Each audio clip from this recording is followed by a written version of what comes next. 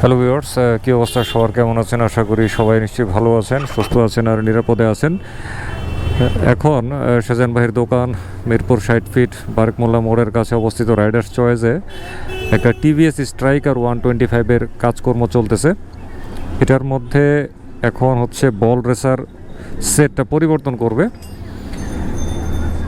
মোটরসাইকেলটা 20,000 কিলোমিটারের বেশি চলছে। এখন এই অবস্থায় এটার বল রেসারটা চলে গেছে, তো দেখা যাক বল রেসারের কী হাল অবস্থা। অলরেডি বল রেসারের পার্ট বাই পার্ট কিন্তু খুলে ফেলছে। আমরা যদি একটু দেখি, এই হচ্ছে বল রেসারের উপরে গলার দিকে একটা অংশ, এটা এখনও দেখা যাচ্ছে গ্রিজিং করা আছে বেশ ভালো পরিমাণে। তারপরেও এটার বল রেসারটা চলে গেছে। আসলে ঢাকা শহরের কিছু ভাঙা রাস্তা আছে, ওইখান দিয়ে যদি আমরা রেগুলার যাতায়াত করি তাহলে বল রেসার আসলে বেশি দিন টিকে না। তো এটা আসলে খুব বড় একটা সমস্যা, ভাঙ্গা রাস্তা। আর যারা স্পোর্টস বাইক চালান তাদের জন্য তো বল রেসার খুবই ঘন ঘন পরিবর্তন করে ফেলতে হয়। এটা হচ্ছে এটার টি সেটটা, এই যে বল রেসারের আরেকটা পার্ট এই জায়গায় আছে। বল রেসারটা এই রিংটা দেখা যাচ্ছে নিচের দিক থেকে মোটামুটি ভালোই কিন্তু ক্ষয় হয়েছে, পরিবর্তন করা ছাড়া আসলে কোনো উপায় নাই। আর বলগুলার অবস্থাও তেমন একটা সুবিধার ঠেকতেছে না। যা হোক, বল রেসার সেটটা পরিবর্তন করুক, বল রেসার সেট পুরোটা আনুক, দেখি কত দিয়ে আনে। বল রেসার সেটটা পুরোপুরি খুলতে গিয়া নাজমুলরে অনেক পরিশ্রম করতে হইতেছে, অনেক পিটাপিটি করা লাগতেছে। তো এই যে এত পিটাপিটি করতেছে, এটা করা লাগতো না বা আরও কম লাগতো যদি বল রেসার সেটটা একটু হইলেও যদি ভালো থাকতো আর কি, খুব ইজিলি খুলে যাইত। কিন্তু এটা আসলে এমনভাবে গেছে, এটারে এত শক্ত বাড়ি দেয়া ছাড়া আর কোনো রাস্তা আপাতত নাজমুলের কাছে ছিল না। একদম পুরো লন্ডভন্ড হয়ে গেছে বল রেসারের পুরো সেট। এবারে বল রেসার সেটের যে রিংগুলা যেগুলো আছে এগুলারে যদি একটু হাতে নেই, এই যে এই দুইটারে খুলছে হচ্ছে টি থেকে, দেখছেন? ওরে সর্বনাশ, এই যে এই সাইড তো পুরো একদম পুরো খুইলেই গেছে, এগুলারে আর রাখা যাবেই না, অনেক দিন হয়েছে। তারপরে এই অংশটা ছিল এই যে ভাঙা, এই দুইটা টুকরা, এটা বের হয়েছে হচ্ছে এই জায়গা থেকে, এই জায়গায় ছিল। আর এইটা হচ্ছে একদম এইটার এই জায়গাটার মধ্যে ছিল। বল রেসার সেট নিয়ে আসছে একদম টিভিএস এর অথেন্টিক যে মালটা আর কি, ওইটাই কিনছে। এই হচ্ছে প্যাকেট খুলছে নাজবুল, খুলে এই যে সব জিনিসপত্র বের করছে, 1 2 3 4 5 আর এই হচ্ছে 6 7, মোট 7টা সংখ্যা পাইলাম এই একটা প্যাকেটের ভিতরে। এইটার দাম নিছে হচ্ছে 600 টাকা। আর এটা কিন্তু টিভিএস এর যে মানে অথরাইজ পার্টস স্টোর, ওখান থেকে কিনে নাই, বাইরে থেকে কিনছে। তো অথরাইজ পার্টস সেন্টারে গেলে হয়তো বা আরও কিছুটা বেশি লাগতো, খুব বেশি যে বেশি লাগবে তা না, কারণ এটাও কিন্তু টিভিএস এর একদম অথেন্টিক পার্টস। যাই হোক, এখন এগুলার ফিটিং টিটিং করুক। ও, এটা হচ্ছে 8টা মাল বেরিয়েছে মোট। আরেকটা গোনা দিই তো, কয়টা বেরিয়েছে? 1 2 3 4 5 6 7, আর নাজমুল একটা ফিটিং করতেছে 8, মোট 8টা মাল বেরিয়েছে এই একটা ছোট্ট প্যাকেট থেকে।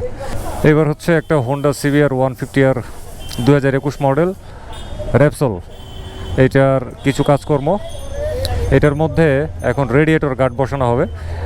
রেডিয়েটর হচ্ছে এইটা আনছে, যদিও দেখতে একটু ময়লা টয়লা, উপরে পলিটা এটা উঠে গেলেই এই জায়গার একদম চকচকা গোল্ড অংশটা বের হয়ে যাবে। রেডিয়েটর গার্ডটা এটা আমার আসলে এত একটা পছন্দ হয় নাই পার্সোনালি, কারণ এইটার মধ্যে এই যে গ্যাপগুলা, এগুলো দিয়ে কিন্তু অনায়াসে রেডিয়েটরের মধ্যে ছোট ছোট ইটের টুকরা একদম পুরো খাটাস করে ঢুকে যাবে। ঠিক আছে, তো আরেকটা ছিল পাতলা জালির মতো, আমার মতে ওইটাই ছিল বেস্ট। তো যাই হোক, এখন এই বাইকের মালিক যিনি, তার এটা পছন্দ হয়েছে, সুতরাং তার পছন্দই হচ্ছে সবার আগে। এই হচ্ছে বাইকটা, এটার কিটগুলা খোলা হইতেছে, কিটগুলো খুলে তারপরে এটা ইনস্টল করা হবে। আর এইটারে কিনে আনছে কত জানি ভাই, কত দিয়ে জানি আনছে ভাই, কত জানি নিছে, এটা কত জানি নিছে? আচ্ছা, এইটারে নিচে হচ্ছে 500 টাকা। দেখি রেডিয়েটর গার্ডটা লাগাক, তারপরে এটা দেখতে আসলে কেমন লাগে। এই তো খুলে ফেলছে, বিশাল বড় একটা কিট, বিশাল বড়। এই হচ্ছে রেডিয়েটর গার্ডের একদম আসল চেহারাটা। এটারে একটু আগে নাজমুল খুলছে, একদম পুরো গোল্ডেন, এই গোল্ডেন ফ্রেমের রেডিয়েটর গার্ডটার এই চলে যাবে এখন CBR 150r 2021 রেপসল ABS এর গায়ে। রেডিয়েটর গার্ড বসানোর কাজটা আর একটু নাট বল্টু টাইট দেওয়ার ব্যাপার আছে, ওগুলো করতেছে নাজমুল। আর এই ফাঁকে একটা হর্ন দেখি, এইটাও এই CBR রেপসল 2021 মডেলের মধ্যে ইনস্টল করার জন্য আনা হয়েছে। এটা হচ্ছে ডিফেন্ড প্রিমিয়াম হর্ন, মডেল হচ্ছে DH11 এক সেট, মানে দুইটা থাকে আর কি, দুইটা মিলে হচ্ছে এক সেট। এই হর্নটা আমি প্রথম দেখলাম। এই তো ডিফেন্ডের পুরো বক্সটা আমিও দেখলাম, সাথে আপনাদেরকেও দেখাই নিলাম। এটা হচ্ছে কি 12 ভোল্ট, অবশ্যই 12 ভোল্টই হইতে হবে। আর এটা কি 500 হার্জ থেকে 400 হার্জ শব্দের ক্ষমতাটা আর কি। আর এটা হচ্ছে আবার ওয়াটার প্রুফ, ও ভালো তো, এটা হচ্ছে ওয়াটার প্রুফ। আর এটারে আনছে হচ্ছে 1100 টাকা দিয়ে। এটার সাথে আবার ইয়ে আছে, ওয়ারেন্টি আছে, এই যে DH11, এটার ক্ষেত্রে হচ্ছে 12 মাসের ওয়ারেন্টি। আবার এটা স্ক্যান করে এইটা ওয়ারেন্টিটার মানে লিস্টেড করতে হয় আর কি প্রোডাক্টটা, কারণ এই প্রোডাক্টটা ওইখানে মনে হয় লিস্টেড করতে হয় এটার সাহায্যে আর কি, কিওয়াটার সাহায্যে। তো যাক, DH11-এর 12 মাস হচ্ছে ওয়ারেন্টি।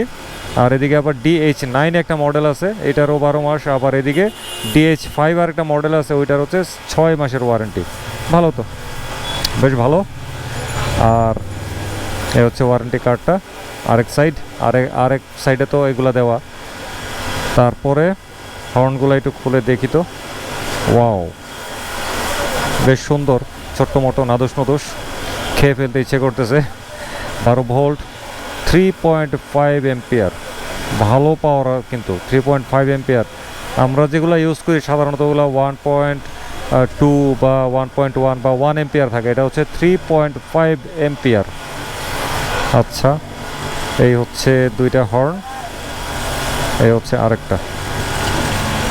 ঠিক আছে, এটার দেখানোর আর কিছু নাই, একটা দেখলেই হয়ে যায়।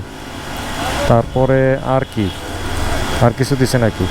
আচ্ছা, এদিকে হর্নের ক্লিপগুলো দিয়ে দিছে দুইটার জন্য 2 সেট, মানে 4টা।